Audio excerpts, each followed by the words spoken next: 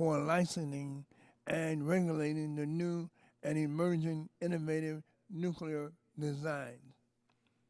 This bipartisan legislation, when enacted, will go a long way in providing guidance and regulatory certainty for the nuclear industry in order to encourage investment in next-generation nuclear reactor technology, including advanced non-light water reactors and light water small modular reactors.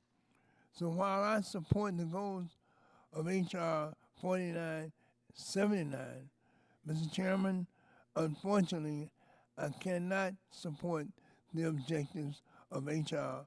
4775.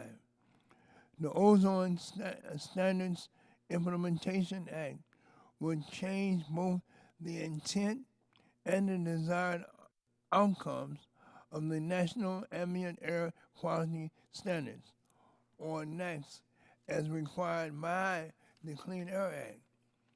Mr. Chairman, my list of concerns with H.R.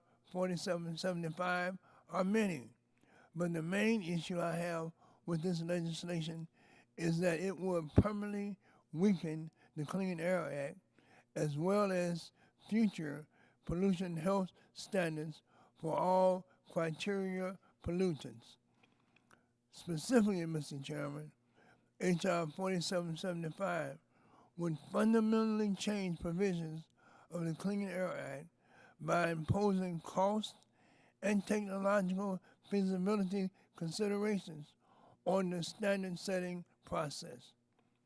This drastic alteration of the Clean Air Act will prohibit the EPA from relying on the most current health-based scientific data when determining air pollutant standards.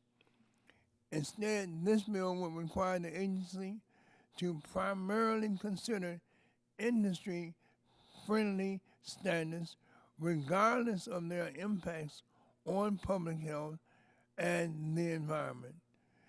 Additionally, Mr. Chairman, H.R. 4775 would delay the ozone standards recently introduced by the EPA for up to another 8 years, while also doubling the amount of time that the agency is required to review national health standards for ozone, soot, lead, and other dangerous pollutants.